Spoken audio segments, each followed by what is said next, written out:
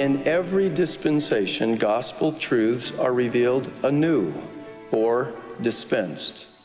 So the people of that period are not entirely dependent upon past dispensation for knowledge of Heavenly Father's plan. A gospel dispensation is a period of time in which the necessary priesthood authority, ordinances, and doctrinal knowledge are found on the earth to implement the Father's plan of salvation for His children. Gospel dispensations were established through Adam, Enoch, Noah, Abraham, Moses, Jesus Christ, Joseph Smith, and others. Essential to the establishment of a dispensation is an authorized servant of God, a dispensation head, who holds and exercises the authority and keys of the holy priesthood. The first servant on earth to whom God dispensed truth and authority was Adam. As a prophet, Adam then dispensed truth to his descendants.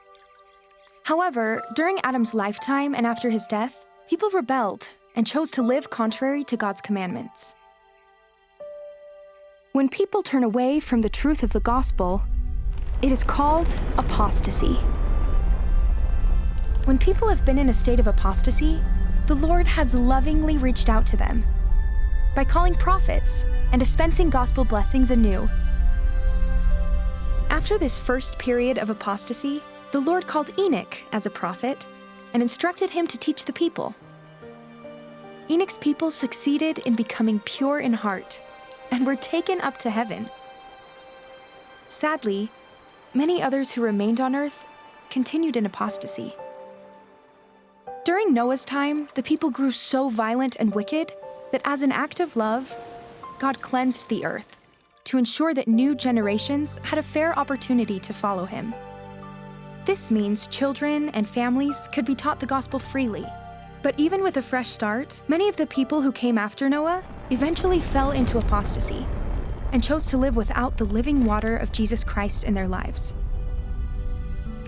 Because of Heavenly Father's love for His children, He revealed, or dispensed, truth again to Abraham, Isaac, Jacob, and the 12 tribes of Israel. Eventually, the Israelites turned from God. During this time, they were enslaved in Egypt. The Lord then began a new dispensation by calling Moses to proclaim His gospel and to lead the children of Israel out of Egypt, through the Red Sea, to the Promised Land. In spite of all the Lord had done for them, many of the Israelites rejected Moses and the prophets who came after him, as well as the truths they taught.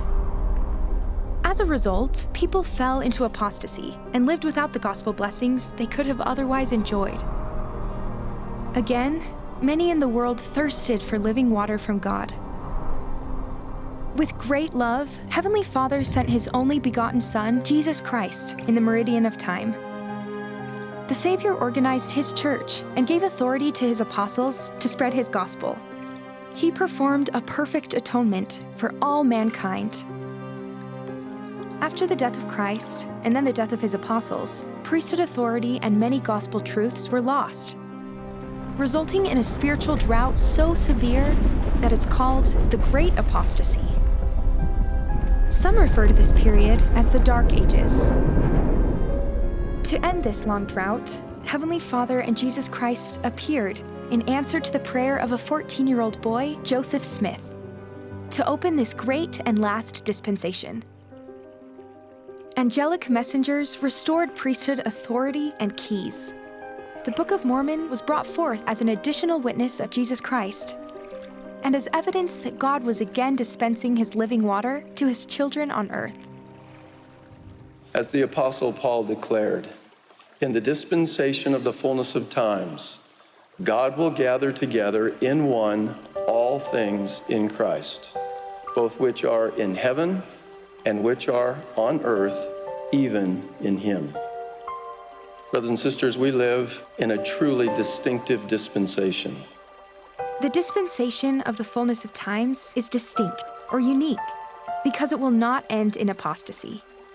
In our time, God has or will restore all that has been revealed in previous times. We live in a day of continual revelation, a day of gathering, and a day of preparation for the second coming of the Lord Jesus Christ. God has reserved spirits for this dispensation who have the courage and determination to face the world and all the powers of the evil one. He has sent these spirits in this generation to lay the foundation of Zion, never more to be overthrown, and to raise up a seed that will be righteous and that will honor God and honor Him supremely and be obedient to Him under all circumstances. What a privilege it is for us to hear God's word through living prophets.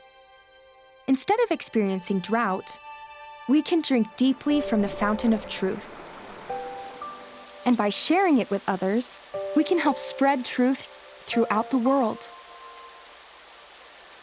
Try to imagine the impact we can have as hundreds of thousands and millions of members of the Lord's restored church contribute in seemingly small ways to the rising floodwaters.